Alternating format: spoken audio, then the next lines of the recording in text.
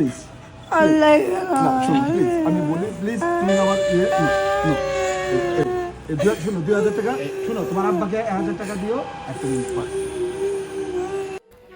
রিক্সা চালক এই শিশুটির বয়স 11 বছর। রাজশাহী বিশ্ববিদ্যালয় এলাকায় রিক্সা চালায় এই ক্ষুদে শিশুটি। কত টাকা? 30-40 টাকা। অন্য চালকদের চাহিদা 200 টাকা। আমি বললাম, তোমাকে দেওয়ার মতো যে আমার কাছে কোনো টাকা নেই। না টাকা না থাকলে খুশি মনে চলে যাবে। গাড়ি তোমার আব্বার এটা? জমা জমা হ্যাঁ জমা কত টাকা দিতে হয়? 3.5।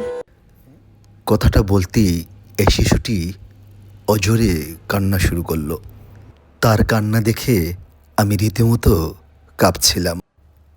আমাদের 7 ভাই বোনের মধ্যে আমি সবার ছোট।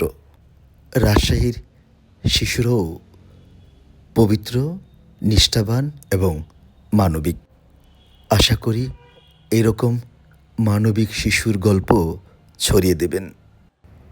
প্রায় 40 মিনিট রিক্সা চালিয়ে সে মাত্র 30 টাকা চাচ্ছিল। বড়দের যেখানে 200 থেকে 250 টাকা পর্যন্ত চাহিদা। এ পবিত্র শিশুটির জন্য আপনাদের কাছে দোয়া চাচ্ছি। 30 টাকা দিলে হবে। 30 টাকা 30 টাকা তুমি মাত্র 30 টাকা চাচ্ছ? 30 টাকার জায়গায় পরপর 1,000 টাকা করে 2,000 টাকা দিতেই শিশুটি কান্না শুরু করে।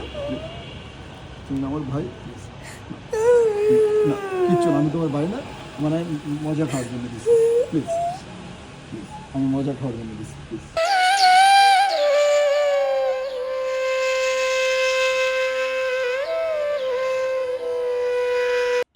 কান্না করবেন প্লিজ, কান্না করবেন।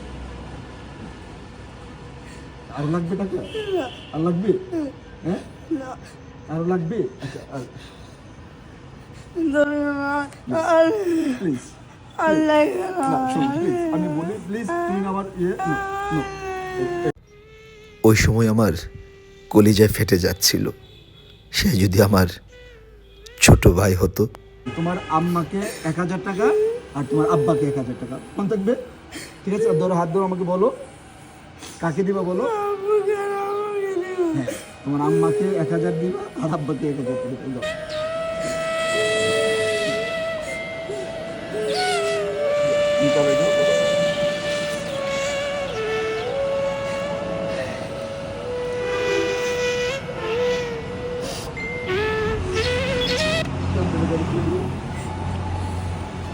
ভালো থাকে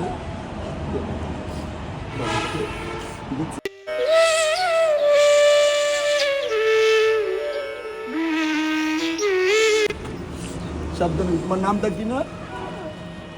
মোহাম্মদ কুরবান আলী। কুরবান আলী না? ওকে কুরবান। রাজশাহী কোথায় বাড়ি তোমার?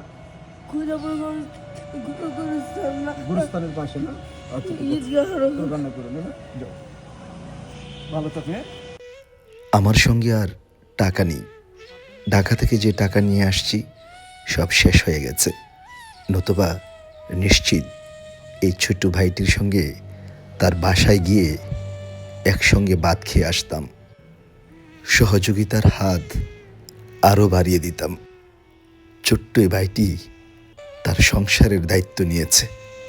এই বয়সে সংসার কি আমি কিছুই বুঝতাম না। আপনাদের কাছে আবারও এই ভাইটির জন্য দোয়া চাচ্ছি। মহান সৃষ্টিকর্তা যেন তাকে অনেক বড় বানিয়ে দেন, সব সময় যেন নিরাপদে রাখেন, এটাই প্রার্থনা।